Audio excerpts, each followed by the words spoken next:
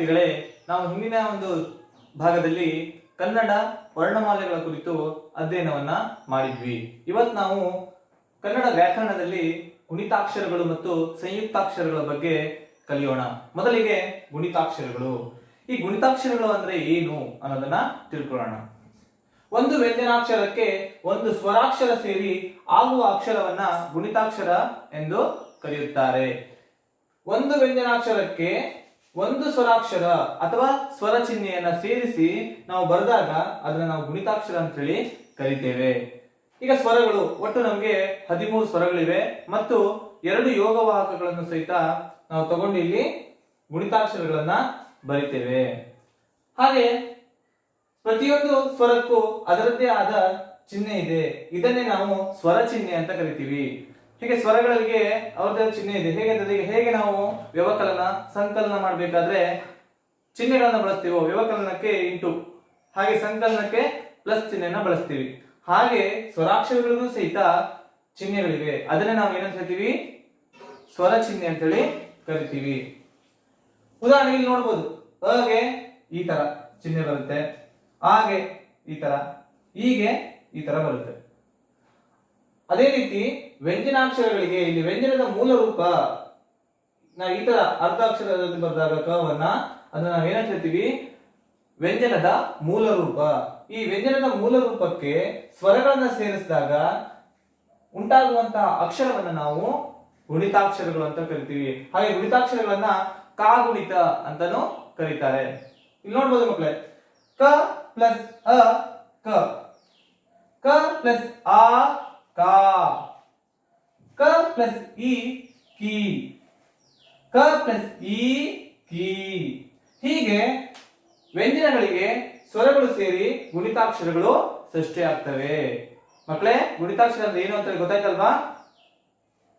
ಮಕ್ಕಳೇ, ಗುಣಿತಾಕ್ಷರಗಳಂದ್ರೆ ಏನು ಅನ್ನೋದನ್ನ ನಾವು ತಿಳ್ಕೊಂಡ್ವಿ. ಈಗ ಸಂಯುಕ್ತಾಕ್ಷರಗಳು ಅಂದ್ರೆ ಏನು ಅಂತ ಹೇಳಿ ನೋಡೋಣ. ಸಂಯುಕ್ತಾಕ್ಷರಗಳು ಇವುಗಳನ್ನು ನಾವು ಒತ್ತಕ್ಷರಗಳು ಅಂತಾನೂ ಕರಿತೇವೆ. 2 ಅಥವಾ 2ಕ್ಕಿಂತ ಹೆಚ್ಚು ವ್ಯಂಜನಗಳಿಗೆ ಒಂದು ಸ್ವರ ಸೇರಿ ಆಗುವ ಅಕ್ಷರವೇ ಸಂಯುಕ್ತಾಕ್ಷರ.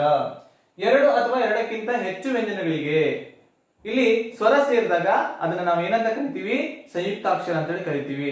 ಹೇಗೆ 2 ವ್ಯಂಜನಗಳಿಗೆ ಸ್ವರ ಸೇರೋದು ಅಂತಂದ್ರೆ, ಉದಾಹರಣೆಗೆ ಕ ಇದು ಒಂದು ವ್ಯಂಜನ, 2 ವ್ಯಂಜನ ಅಂದ್ರೆ ಇನ್ನೊಂದು ಕ ವ್ಯಂಜನ. 2 ವ್ಯಂಜನಗಳಿಗೆ ಒಂದು ಸ್ವರ ಸೇರೋದು ಅ ಎನ್ನುವಂತಹ ಒಂದು ಸ್ವರ ಸೇರಿ ಆಗುವಂತಹ ಅಕ್ಷರಕ್ಕೆ ನಾವು ಸಂಯುಕ್ತಾಕ್ಷರ ಅಂತ ಕರಿತೀವಿ. ಇಲ್ಲಿ ನೋಡಿ, 2 ಅಥವಾ 2ಕ್ಕಿಂತ ಹೆಚ್ಚು, ಇಲ್ಲಿ 2 ವ್ಯಂಜನಾಕ್ಷರಗಳಿವೆ, ಕ ಪ್ಲಸ್ ಕ. ಈ ವ್ಯಂಜನಾಕ್ಷರಗಳಿಗೆ ಅ ಎನ್ನುವಂತಹ ಸ್ವರ ಸೇರಿದಾಗ ಅದು ಕ ಅಂತ ಆಗಿದೆ. ಈ ಅಕ್ಷರಕ್ಕೆ ನಾವು ಏನಂತ ಕರಿತೀವಿ? ಸಂಯುಕ್ತಾಕ್ಷರ ಅಂತ ಹೇಳಿ ಕರಿತೀವಿ. ನಂತರ ಇಲ್ಲಿ ನಾನು ಕೆಲವೊಂದು ಸಂಯುಕ್ತಾಕ್ಷರಗಳಿಗೆ ಇರುವಂತಹ ಒತ್ತು ಅಥವಾ ಸಂಯುಕ್ತಾಕ್ಷರಗಳನ್ನ ಕೊಟ್ಟಿದ್ದೀನಿ. ಕ ಗೆ ಕ, ಖ ಕ, ಗ ಗೆ ಗ. ಹೀಗೆ ಅದೇ ರೂಪದ ಅಂದ್ರೆ ವ್ಯಂಜನಾಕ್ಷರಗಳಿಗೆ ಅದೇ ರೂಪದ ಒತ್ತಕ್ಷರಗಳು ಇರ್ತವೆ. ಆದ್ರೆ ಎಲ್ಲಾ ವ್ಯಂಜನಾಕ್ಷರಗಳಿಗೆ ಅದೇ ತರಹದ ಒಂದು ಒತ್ತಕ್ಷರಗಳು ಇರೋದಿಲ್ಲ. ಕೆಲವೊಂದು ವ್ಯಂಜನಾಕ್ಷರಗಳಿಗೆ ಅವುಗಳಿಗೆ ಬರುವಂತಹ ಒತ್ತಕ್ಷರಗಳು ಭಿನ್ನವಾಗಿರ್ತವೆ. ನಾವು ಅದನ್ನ ಫಸ್ಟ್ ನೋಡ್ಕೋಬೇಕಾಗುತ್ತೆ. ಇಲ್ಲಿ ಉದಾಹರಣೆ ನೋಡಿ, ತ ಇದಕ್ಕೆ ಬಂದಿರುವಂತಹ ಒಂದು ಒತ್ತಕ್ಷರ ಸ್ವಲ್ಪ ಭಿನ್ನ ಆಗಿದೆ, ಬೇರೆ ಇದೆ. ನ, ಯ, ಲ ಇವಕ್ಕೆಲ್ಲ ಬಂದಿರುವಂತಹ ಒತ್ತಕ್ಷರಗಳು ಏನಾಗಿದೆ? ಭಿನ್ನವಾಗಿರ್ತವೆ. ನಾವು ಅದನ್ನ ಫಸ್ಟ್ ಗಮನಿಸಬೇಕಾಗುತ್ತೆ. ಕೆಲವು ಮಕ್ಕಳೇ ನೀವು ತಪ್ಪು ಮಾಡೋದಲ್ಲೇ ಎಲ್ಲಾ ವ್ಯಂಜನಾಕ್ಷರಗಳಿಗೂ ಸಹಿತ ಅದೇ ರೀತಿಯ ಒತ್ತಕ್ಷರಗಳು ಇರ್ತವೆ ಅಂತ ಹೇಳಿ ಯ ಇದ್ದಾಗ ಸಣ್ಣ ಯ ಬರ್ಬಿಡೋದು ಒತ್ತಕ್ಷರ ಅಂತ ಹೇಳಿ. ಅಲ್ಲ, ಅವುಗಳ ಒಂದು ಒತ್ತಕ್ಷರಗಳು ಭಿನ್ನ ಆಗಿರ್ತದೆ. ಅವುಗಳನ್ನ ನಾವು ಫಸ್ಟ್ ಗಮನಿಸಬೇಕು. ಹೀಗೆ ಒತ್ತಕ್ಷರಗಳನ್ನ ನಾವು ಸರಿಯಾಗಿ ಗಮನಿಸಿದಾಗ ಅಕ್ಷರಗಳನ್ನ ಗುರುತಿಸಿ ಪದಗಳನ್ನ ಓದ್ಲಿಕ್ಕೆ ನಮ್ಗೆ ಅನುಕೂಲ ಆಗುತ್ತೆ. ಆದ್ರಿಂದ ನಾವು ಈ ಸಂಯುಕ್ತಾಕ್ಷರಗಳನ್ನ ಮೊದಲು ತಿಳ್ಕೋಬೇಕಾಗತ್ತೆ. ಇದನ್ನ ತಿಳ್ಕೊಂಡಾಗ ನಮ್ಗೆ ಪುಸ್ತಕವನ್ನ ಓದ್ಲಿಕ್ಕೆ ತುಂಬಾ ಅನುಕೂಲ ಆಗುತ್ತೆ.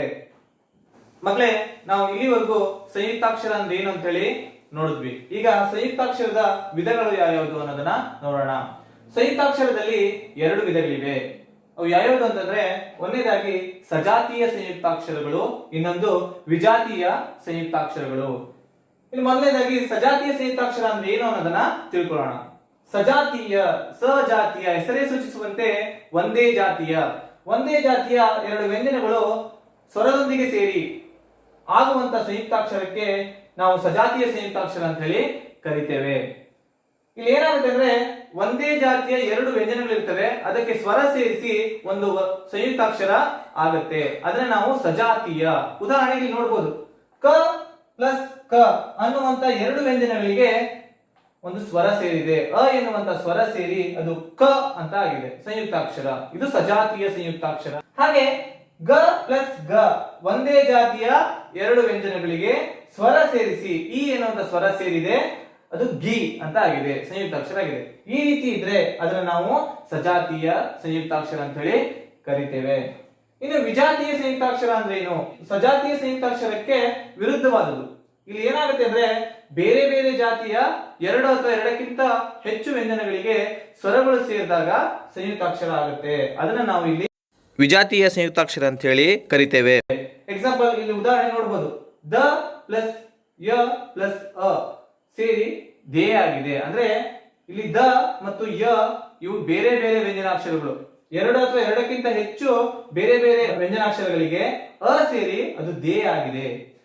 ಆಮೇಲೆ ಸ ಪ್ಲಸ್ ತ ಪ್ಲಸ್ ರ ಪ್ಲಸ್ ಅ ಸೇರಿ ಸ್ತ್ರ ಆಗಿದೆ. ಅಂದ್ರೆ ಇಲ್ಲಿ ಒಂದು ಎರಡು ಮೂರು ಎರಡು ಅಥವಾ ಎರಡಕ್ಕಿಂತ ಹೆಚ್ಚು ವ್ಯಂಜನಾಕ್ಷರಗಳಿಗೆ ಸ್ವರ ಅ ಸೇರಿ ಅದು ಸಂಯುಕ್ತಾಕ್ಷರ ಆಗಿದೆ, ಸ್ತ್ರ ಎನ್ನುವಂತ ಸಂಯುಕ್ತಾಕ್ಷರ ಆಗಿದೆ. ಹೀಗೆ ಬೇರೆ ಬೇರೆ ಜಾತಿಯ ವ್ಯಂಜನಗಳು ಒತ್ತಕ್ಷರಗಳಾಗಿ ಬಂದಾಗ, ಸಂಯುಕ್ತಾಕ್ಷರಗಳಾಗಿ ಬಂದಾಗ ಅದನ್ನ ನಾವು ಏನಂತ ಕರಿತೀವಿ?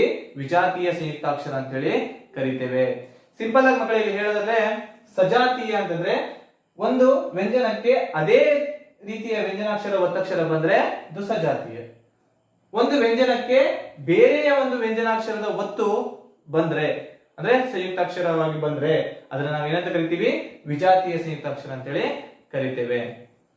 ಮಕ್ಕಳ ನಾವೀಗ ಸಜಾತೀಯ ಸಂಯುಕ್ತಾಕ್ಷರ ಮತ್ತು ವಿಜಾತೀಯ ಸಂಯುಕ್ತಾಕ್ಷರಕ್ಕೆ ಕೆಲವೊಂದು ಉದಾಹರಣೆಗಳನ್ನ ನೋಡೋಣ. ಮೊದಲಿಗೆ ಸಜಾತೀಯ ಸಂಯುಕ್ತಾಕ್ಷರಕ್ಕೆ ಉದಾಹರಣೆಗಳನ್ನು ನೋಡೋಣ. ಯಾವ್ಯಾವ ಪದಗಳು ಬರ್ತವೆ ಅಂತ. ಅಪ್ಪ, ಅಮ್ಮ, ಲೆಕ್ಕ, ಮಗ್ಗ, ಸಕ್ಕರೆ, ಹಗ್ಗ, ಸುಗ್ಗಿ, ಮಕ್ಕಳು.